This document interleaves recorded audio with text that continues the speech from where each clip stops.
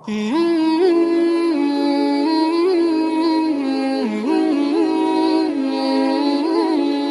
saya baca itu rupanya 2 kali Allah mengucapkan selamat hari lahir kepada manusia ajaib di atas bumi ini. Yang pertama Nabi Yahya bin Nabi Zakaria. Nabi Yahya ini anak ajaib. Kenapa? Ibunya mandul. Masuk mandul bisa punya anak? Itulah ajaibnya.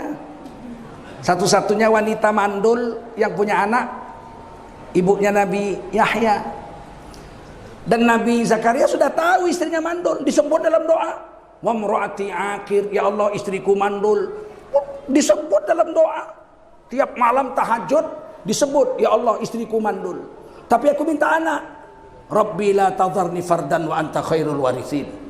Wahai Tuhanku, sesungguhnya aku minta anak sebagai ahli waris. Jangan biarkan aku hidup sebatang kara tanpa ahli waris. Engkaulah ya Allah maha kuasa memberikan anak sebagai ahli waris. Walaupun istriku mandul. Ditulis di Quran itu. Sampai Nabi Zakaria umur 120-an tahun. Tiap malam tahajud enggak putus asa. Nabi. Istrinya sampai umur 100-an tahun sudah menopause dan nenek-nenek. Namun Nabi Zakaria tidak putus asa. Terus minta anak tiap malam tahajud di mihrabnya. Ini Allah mau beri jalan sama kita. Ada orang kalau istrinya mandul kawin. 2 tahun nggak punya anak kawin. Tanya orang apa kabar Ustaz? Istri 2. Kenapa 2? Istri mandul.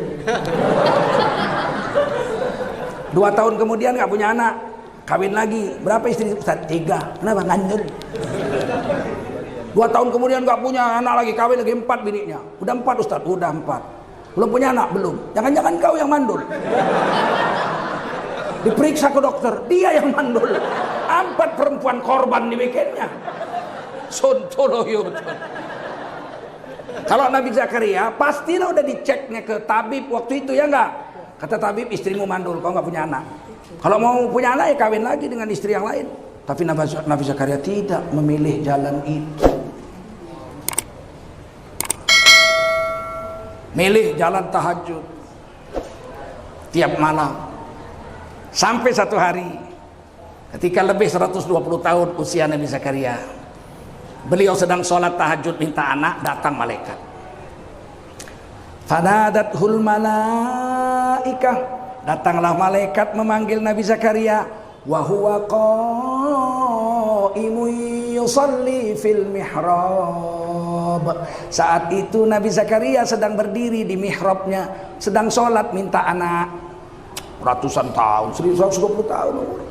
Saya udah sholat di mihrabnya itu. Saya udah pergi sana sholat saya di mihrab. Nangis-nangis, ya Allah, baiknya lah Engkau ya Allah. Hamba yang hina ini punya kesempatan sholat di mihrabnya Nabi Zakaria.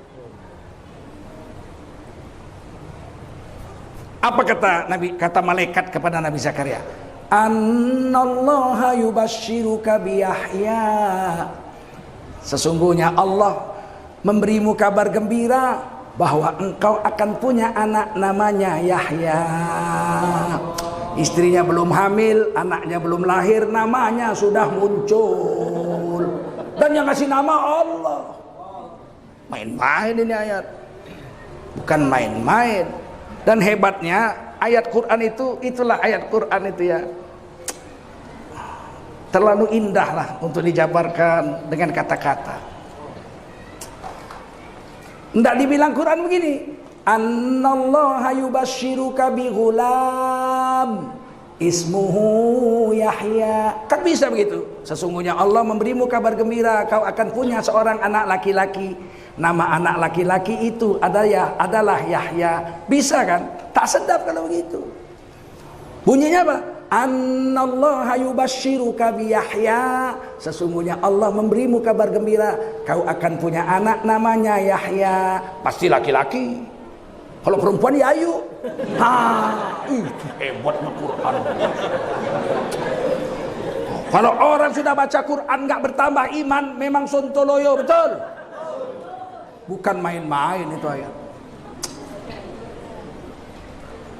Musaddiqam bi kalimatim minallah.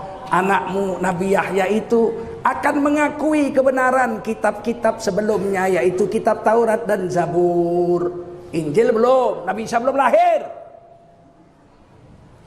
Nabi Isa itu anak Siti Maryam. Siti Maryam itu ibu Siti Maryam dengan istri Nabi Zakaria saudara kandung. Paham? Ibunya Siti Maryam itu nikah dengan imam besar Masjidil Aqsa, namanya Imron. Imron punya istri, istrinya ini wanita soleha nih. Waktu Imron nikah, istrinya hamil, Imron wafat, jadi istrinya janda dalam keadaan hamil. Adik istri Imron itu dikawin dengan Nabi Zakaria. Jadi Nabi Zakaria dengan Imron itu sepengambilan. Sepengambilan, sama-sama ngambil perempuan, satu bapak satu ibu. Satu ngambil kakaknya, satu ngambil adik. Itu kalau orang Sunggal bilang nggak enak, sepetenggean kami katanya. Tak sedap. Bahasa Sunggal.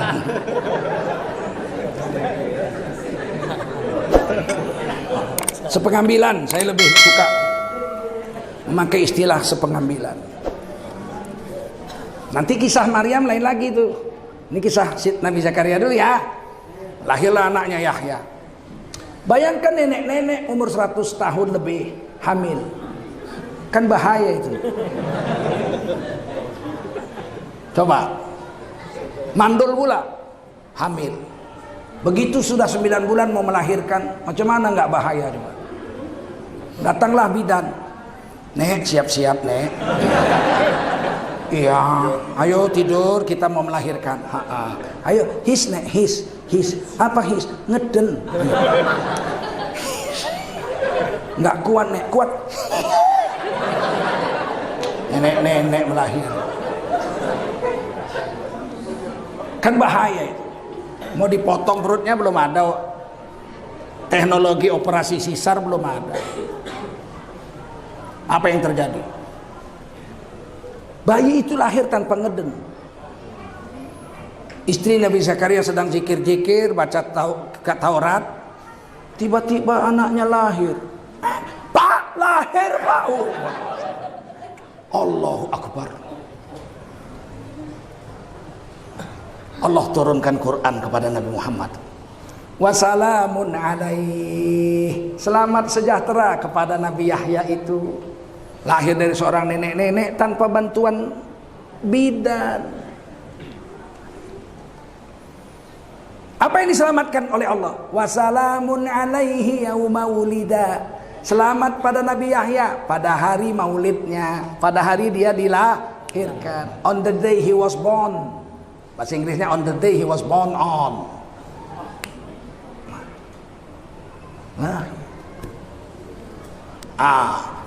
Beliau membenarkan kitab sebelumnya itu Taurat dan Zabur. Wasayyidah. Kalau lahir nanti Nabi Zakaria akan menjadi seorang Sayyidina. Ada Sayyidina di Quran. Seorang Sayyidan, seorang Sayyid. Kadang-kadang kan ada yang lancang. Siapa sholawat pakai Sayyidina bid'ah masuk neraka. Rajin kali kau menjebak orang Islam. Nggak boleh pakai Sayyidina, nggak ada dalilnya. Loh, Nabi Yahya dipanggil Sayyidina oleh Allah. Beliau akan menjadi seorang Sayyid. Ini Ali Imran 29 ini. Itu kan Nabi Yahya Pak, Nabi Muhammad enggak. Loh, Nabi Yahya aja Sayyid, apalagi Nabi Muhammad, paham? Mana Nabi Agung, Nabi Yahya atau Nabi Muhammad? Dan dalil hadisnya jelas. Nabi bersabda, Ana Sayyidul Mursalin. Dari semua Rasul-Rasul aku Sayyidinanya. Wala fakhr, tapi aku enggak congkak gara-gara itu. Bahkan Nabi mengatakan dalam hadis sahih Bukhari, Ana Sayyidun Nas. Aku adalah Sayyidnya seluruh manusia. Aku pemimpin seluruh manusia. Likulli sayyin sayyidan. Setiap sesuatu ada pemimpinnya, Pak. Percaya nggak? Monyet misalnya. Ada raja monyet. Kalau di India namanya Anoman. Kalau di Cina raja monyet namanya Sun Gokong. Betul? Kalau kita manusia, kata Nabi, semua manusia, aku sayyidnya. Nah, sekarang kita akui nggak Nabi Muhammad Sayyidina kita? Ya kalau enggak berarti kalian ngakui Sun Gokong jadi Sayyidina kalian. nabi, betul nggak? Wa sayyidan, beliau akan jadi seorang sayyidina. Wa hasura, beliau akan lahir besar, ganteng, sehat, bujangan, mati dalam keadaan bujangan. Lahir aja belum, udah dibilang bakal mati bujangan. Nabi Yahya itu sedang sholat, dipancung sama rajanya yang zalim. Karena ada seorang wanita pelacur yang cantik mengajak Nabi Yahya berzina, nggak mau Nabi Yahya. Nabi mana mau berzina, ya nggak? Ustadz aja nggak mau, yang mau itulah peminum-peminum tua itu. Mana mau Nabi berzina? Perempuan ini cantiknya bukan main. Nggak mau Nabi Yahya, dibujuk-bujuk nggak mau. Ini maka disebut oleh Allah hasur. Hasur itu orang yang mati bujangan, nggak sempat nikah dan tidak berzina. Kalau berzina bukan hasur namanya, zani namanya. Itulah bahasa Arab tuh, kaya istilah. Akhirnya perempuan pelacur ini benci, dendam. Datang raja, jatuh cinta pula sama pelacur. Itulah Sontoloyonya itu. Selera raja lonte. Astagfirullah. Ya kan? Raja seleranya lonte. Aduh. Akhirnya kata perempuan pelacur ini, saya mau kawin sama kamu, tapi maharnya kepala Yahya. Pancung kepala Yahya untuk aku. Oh siap. Lagi sholat, Nabi Yahya dipancung. Maka beliau disebut Allah mati bujangan dan tidak pernah berzina. Kalau ada anak muda nggak pernah berzina, mati sebelum kawin, digelar Allah hasur. Imam Nawawi Ad-Dimashqi itu hasur, digelar Al-Hasur, karena nggak sempat nikah, umur 45 wafat, sibuk nulis kitab aja, Riyadhus Shalihin, Majmu' Syarhul Muhadzab, Sharh Muslim, Sharh Bukhari separuh, nggak sempat, wafat. Kalau dihitung jumlah halaman beliau dengan umur, sejak bayi dihitung nulis 8 halaman sehari dia nulis. Mati lampu, habis minyak, tangannya jadi lampu, kuku-kukunya jadi lampu. Nggak sempat kawin, wafat, digelar Al-Hasur. Wa nabiyan, beliau kalau dewasa akan menjadi seorang nabi, berarti dapat wahyu. Minas sholihin, dan salah satu dari orang-orang yang soleh. Begitu lahir Allah kasih selamat, karena bayi ajaib lahir dari seorang nenek-nenek yang mandul, yang sudah menepose. Wajar Allah beri selamat. Kau tanya kenapa Nabi Muhammad nggak dibikin begitu di Quran? Nabi Muhammad lahirnya normal seperti kita, paham? Si Nabi Yahya beda. Yang kedua yang diberi selamat hari lahir adalah Nabi Isa alaihissalam. Ini bayi ajaib juga. Nabi Isa alaihissalam lahir dari seorang gadis perawan yang nggak pernah bersetubuh dengan laki-laki. Ajaib juga. Yang satu wanita mandul, nenek-nenek sudah menopause. Yang ini gadis perawan nggak pernah bersetubuh, punya anak. Ajaib. Dan gadis ini dijaga betul-betul. Begitu Siti Maryam lahir, bapak kan udah nggak ada, jadi rebutan lah. Dulu kan janda nggak bisa cari makan, nggak boleh keluar rumah, gimana cari makan? Udah anaknya kami ambil, bertengkar lah orang. Nabi Zakaria pun mau, aku mau juga. Ini kan anak kakak istriku, ponaanku. Akhirnya diundi, ditulis nama-nama yang mau, dikocok, yang keluar nama Nabi Zakaria. Nggak cocok pamannya, kocok lagi, keluar Nabi Zakaria lagi. Beberapa kali, ya udahlah, wa kafalaha Zakaria. Maka gadis anak bayi ini dipelihara oleh Nabi Zakaria. Dibikinkan mihrab, satu kamar dipingit, dan saya sudah sampai mihrab itu. Ruangannya kira-kira kalau menurut mata saya 5 kali 6 meter lah. Disitulah Siti Maryam dikurung seumur hidupnya, nggak pernah lihat laki-laki dan tidak pernah dilihat laki-laki. Gadis pingitan lah kalau di Medan disebut. Setiap hari Nabi Zakaria datang, dibuka pintu kamarnya, dikasih makan, kasih minum, diajari baca kitab Taurat, diajari sholat. Lepas itu dikunci. Terus sampailah gadis ini menanjak remaja. Satu hari Nabi Zakaria lupa bawa makanan, sibuk dakwah sampai malam. Begitu teringat, aduh, anakku seharian gak makan. Maka Nabi Zakaria berlari-larilah membawa makanan dan minuman. Dibukalah kamar tidur Siti Maryam itu. Ternyata di dalam kamar itu penuh berbagai macam buah-buahan. Maka Nabi Zakaria tanya, qala ya Maryam, bertanya Nabi Zakaria, wahai Maryam, anna laki hadza, ini makanan banyak dari mana nak untuk kau ini? Kan kunci di tanganku. Tidak ada orang bisa masuk kamar ini kecuali aku. Kenapa banyak makanan untukmu? Qalat huwa min indillah. Kata Siti Maryam, ini makanan diantar Allah dari langit. Oh, dari sorga diantar. Innallaha yarzuqu man yasha'u bighairi hisab. Sesungguhnya Allah memberi rezeki kepada siapa Allah mau, tanpa perhitungan banyaknya. Nabi Zakaria tanya, kalau betullah diantar Allah dari sorga, siapa yang antar? Kunci di tanganku, tidak ada orang bisa masuk. Siti Maryam nunjuk ke sudut kamar. Dalam tafsir ya, itu Pak yang ngantar masih nunggu Bapak. Ditengok Nabi Zakaria, Waan, iyo ambo. Oh. Kenal Nabi Zakaria itu kan malaikat Jibril yang sering antar wahyu kepada Nabi Zakaria. Taulah Nabi Zakaria, anak ini sudah menjadi anak yang keramat di sisi Allah Subhanahu wa ta'ala. Karomah ini anak. Maka setiap lapar datanglah makanan dari sorga. Setiap lapar datang makanan dikirim. Setiap lapar. Tiba-tiba satu hari datang malaikat Jibril. Maryam, kamu harus hamil dan punya anak. Kan kayak disambar petir itu. Siti Maryam bilang, manalah mungkin aku mempunyai anak. Jangankan bersetubuh dengan laki-laki, senggolan kulit aja nggak pernah. Itu halusnya bahasanya. Lam yamsasni bashar. Tak ada seorang laki-laki pun menyenggol kulitku. Jangankan bersetubuh, senggolan kulit nggak pernah. Kalau bahasa sekarang, kau ambu hamil, naik ojek pun nggak pernah, ya enggak? Bagaimana saya hamil? Kalau kadzalik, kata malaikat Jibril, mesti hamil. Ini perintah Allah.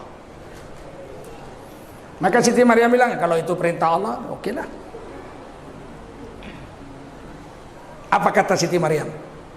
Inni nazartu lirrahmani sauma. Aku bernazar nggak akan ngomong.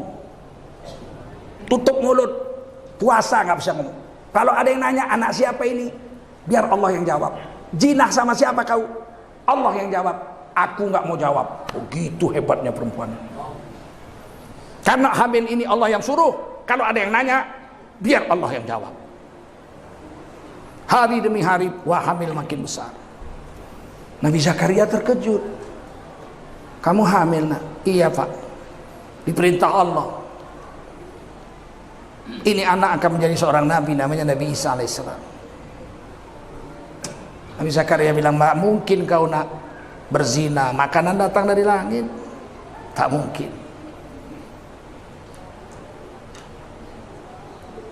Tiba hari mau melahirkan, Siti Maryam berkata kepada bapaknya ini, pamannya lah ya, Nabi Zakaria, Bapak, bukalah kamar ini, biarkan aku pergi melahirkan di tempat lain. Nanti kalau melahirkan di sini, di demo orang kita, hancur rumah Bapak, nanti dibakar orang. Begitu menghindarkan fitnah itu. Bukan pergi lihat bebek.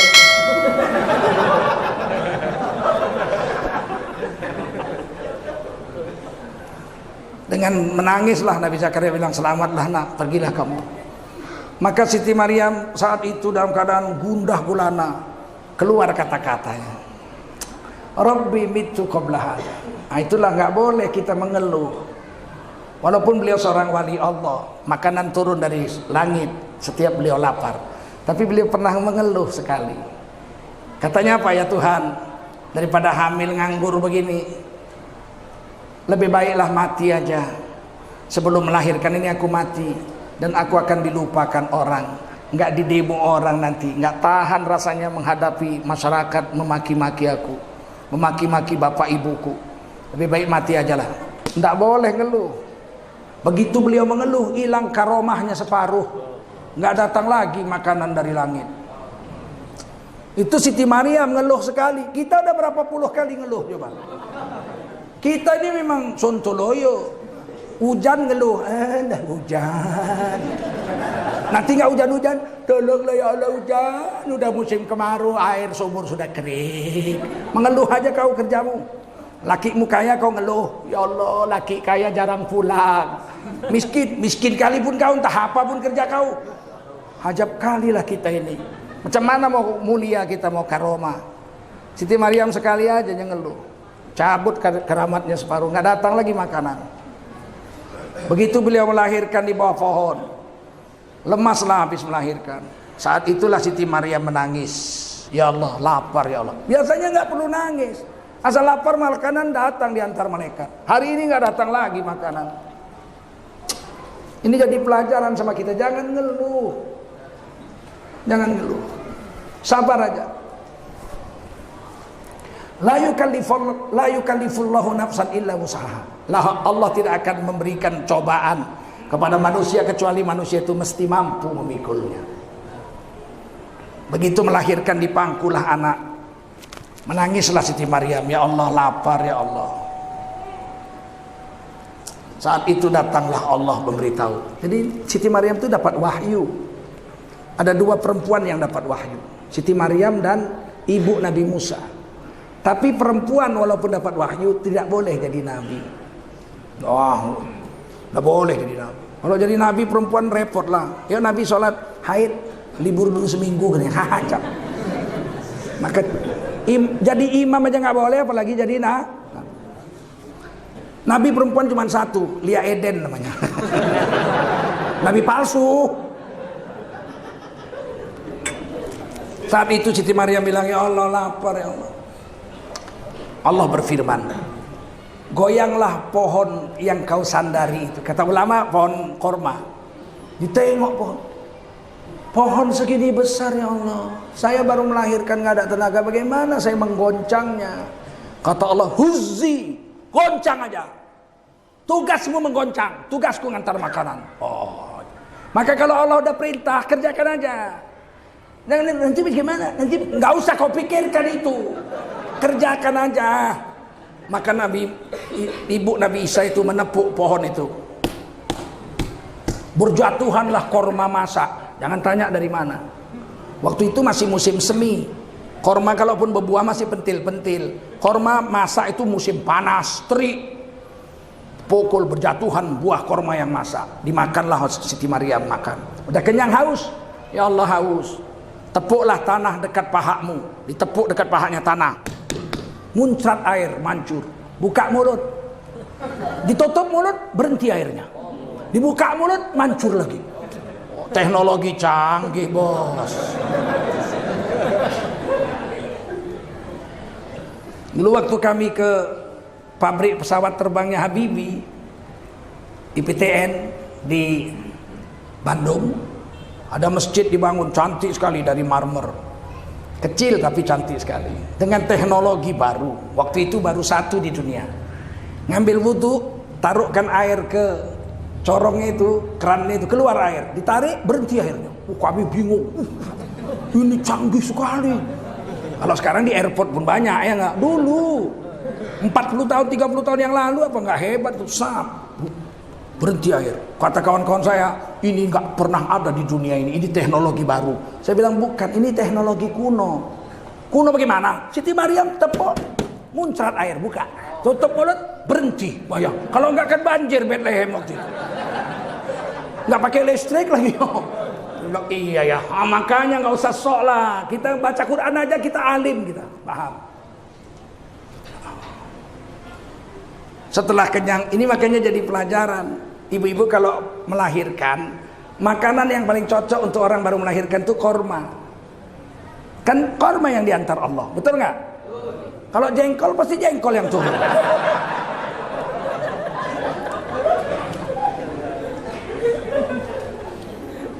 Saya heran lihat orang Islam ini kok masih mau makan jengkol. Makruh Ustaz. Ya, makruh kan dibenci Allah. Kalau sekali-sekali tiap hari. Saya dulu di belakang rumah saya di Setiabudi Tanjung Sari ada pohon jengkol, banyak pohon pisang, pohon nangka, macam-macam, mangga, banyak. Kadang-kadang datang monyet ekor panjang itu, diambilnya pisang, ada diambilnya mangga, diambil. Saya lihat itu sekali-sekali karena semua orang menanam, enggak tiap hari ke kebun awak kan, tempat-tempat orang ganti-ganti. Tapi kalau datang monyet itu senang kali saya, 2 ekor, hitam-hitam ekornya, panjang ngambil buah. Senang saya. Tapi ada keanehan. Saya lihat di belakang rumah saya ada pohon jengkol besar, kalau berbuah berkarung-karung buahnya. Nggak ada dijual, bapak saya bilang ambil. Kami nggak makan jengkol. Anehnya monyet itu, buah mangga diambilnya, buah nangka diambilnya, buah pisang diambil, semua buah, jambu diambil. Buah jengkol tak pernah sekalipun monyet mengambilnya. Itu kan tanda tanya itu.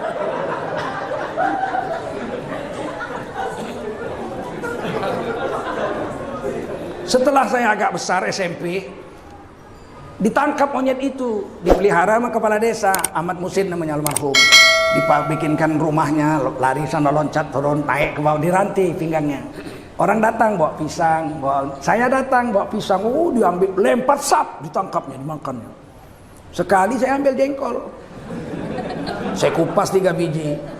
Saya datang monyet itu nengok saya, sap saya lempar, tap ditangkapnya, cepat kali, tup terus diciumnya, dibuangnya. Monyet nggak mau makan jengkol. Berarti yang makan jengkol lebih parah dari monyet.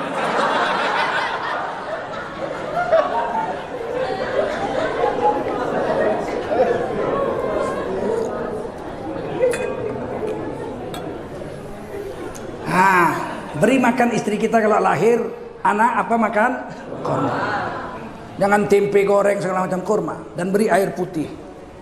Itu obat paling mujarab untuk orang hamil yang baru melahirkan. Nggak lama datanglah demonstran. Jadi demo itu dari dulu sudah ada. Ada yang bilang tidak, dalilnya demo tidak ada. Makanya kau baca Quran. Datang Bani Israel demo. Hei Maryam, kau itu anak orang terhormat. Bapakmu imam besar Masjid Al-Aqsa. Ibumu wanita solehah. Ditulis doanya di Quran ibunya.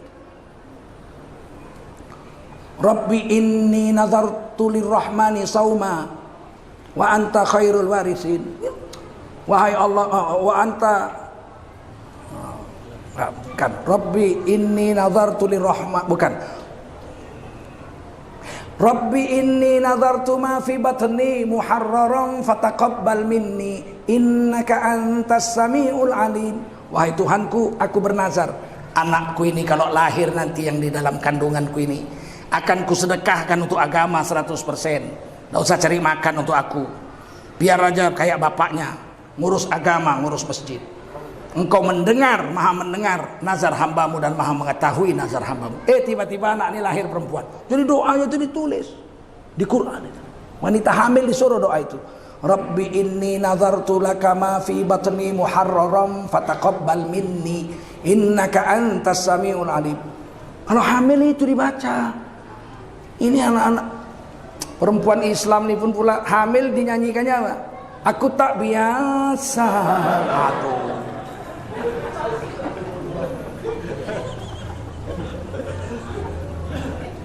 Bapakmu orang soleh, mamamu orang soleh, pamanmu Nabi Zakaria, sepupumu Nabi Yahya, buyutmu Nabi Harun. Kenapa kau berzina? Zina sama siapa? Ngaku. Kan udah janji Nabi. Siti Maryam nggak mau ngomong, Allah yang jawab. Siti Maryam tunjuk aja anaknya. Siapa bapaknya? Jinak siapa kau? Kalau bahasa Jawa, yen kowe arep ngerti sapa bapak kono anakku iki, gitulah kira-kira. Mana bisa anak kecil ngomong? Apa kamu sudah gila? Macam-macam lah maki-makian. Tetap aja tunjuk anak. Tiba-tiba anak itu bicara. Ini Abdullah, ya Allah. 3 agama disenggol. Kalimat segitu pendek. Ini Abdullah, 3 agama disenggol. Aku ini hamba Allah, bukan anak zina. Ditampar kaum Yahudi yang menuduh Siti Maryam berzina. Ini Abdullah. Tolak pendapat orang Nasrani yang mengatakan dia adalah anak Allah. Dia bukan anak Allah, dia hamba Allah. Dikuatkan orang Islam. Ini Abdullah, aku bukan anak zina, aku bukan anak Tuhan, tapi aku adalah hamba Allah. Atanial kitab, Allah memberiku sebuah kitab. Allah memberiku sebuah kitab yaitu Injil. Wa ja'alani nabiyya, Allah menjadikan aku seorang nabi. Wa ja'alani mubarakan ainama kunt, dan Allah jadikan aku setiap aku datang ke satu tempat yang kudatangi itu berkat sampai hari kiamat. Terdiamlah Bani Israel itu. Anak bayi ngomong. Apakah Nabi Isa saja yang ngomong waktu bayi? Ada 3 anak bayi yang bisa bicara dalam riwayat. Berapa? 1 Nabi Isa alaihissalam. 1 lagi Zurej, orang Bani Israel yang rajin beribadah, umat Nabi Musa. Bikin sinagog, dia bikin gerejanya lah gitu, dia bikin masjidnya, ibadah tiap hari situ. Datang mamaknya satu hari, dipanggil, Juret, dia lagi sholat, nggak jawab dia. Allah, Juret, aku perlu sama kau nak. Dia sholat. Akhirnya kata ibunya, Juret, mudah-mudahan kau tidak mati sebelum diuji dengan fitnah dari seorang pelacur. Itulah bahayanya ibu. Jangan mengutuk anak. Yang dikutuk ulama besar, wali Allah tembus ke langit. Tapi yang ngutuk mamanya kalah. Sehebat-hebat soleh anak, kalau dikutuk ibu kalah anaknya. Beberapa hari kemudian datang lagi ibunya manggil, Zurej, aku ada perlu nak. Zurej lagi sholat, tak dijawab juga. Mudah-mudahan kau tidak mati sebelum kau diuji oleh fitnah seorang pelacur. Makanya dalam hadis ini kemudian Nabi menjelaskan, kamu kalau sedang sholat dipanggil ibumu, keraskan bacaanmu supaya kita jangan jadi juret. Kita lagi sholat, Allahu Akbar, ibu kita manggil, Nain, jangan bilang, oi, batal lah sholat awak. Keraskan bacaanmu, Allahu Akbar. Nain, Ar-Rahmanir Rahim, Maliki Yaumiddin, Iyyaka na'budu wa iyyaka nasta'in. Walaupun sholat duha boleh dijaharkan supaya ibu kita tahu, oh anakku lagi sholat, ditunggunya. Begitu assalamualaikum langsung jumpai ibu. Begitu. Maka Zuret betul-betul diuji. Ada seorang yang kaya merasa tersaingi dengan Zuret. Dari dulu begitu. Sekarang aja begitu. Ada anak presiden yang kepingin jadi wali kota. Merasa saingan dia dengan wali kota yang lama, ya enggak? Walau padahal umurnya 28 tahun. Alah, masih cen-cen.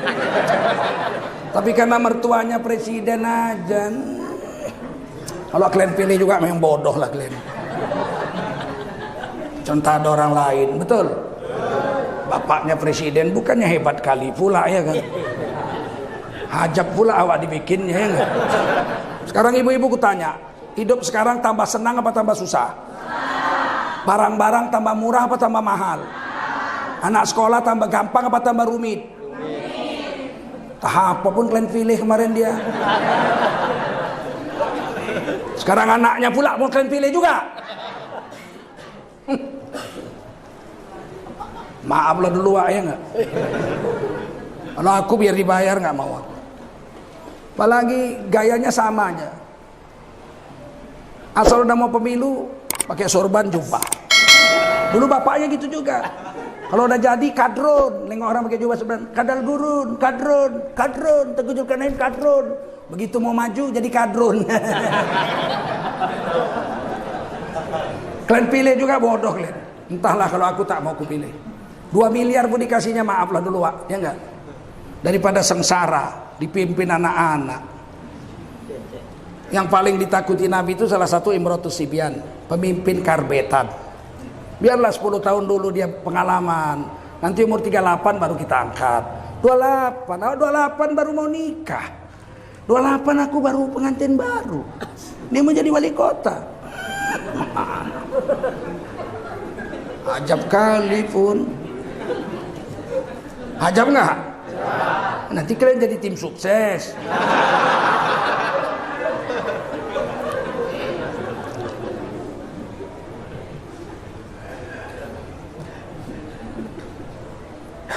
Tiba-tiba anak itu bicara. Wassalamun alayya, wassalamu ya, wassalamu alayya yauma wulidtu. Selamat sejahtera kepadaku Nabi Isa pada hari maulidku.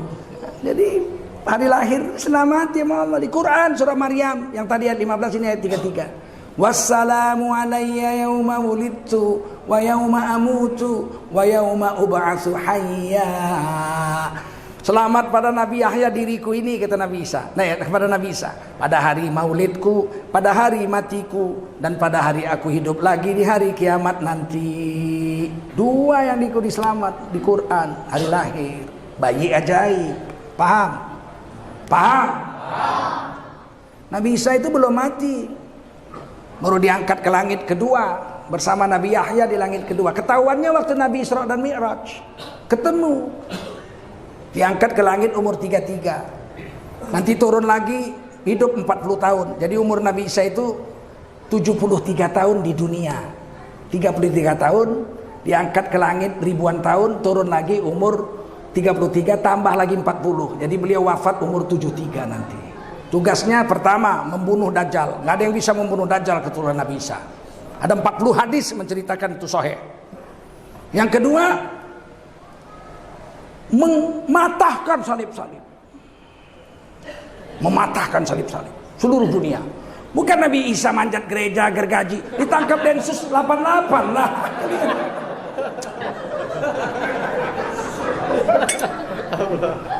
Maksudnya Nabi Isa nanti mengislamkan seluruh orang Kristen sedunia menjadi umat Nabi Muhammad SAW. Beliau membagikan harta sampai nggak ada lagi orang yang miskin di dunia. Dan beliau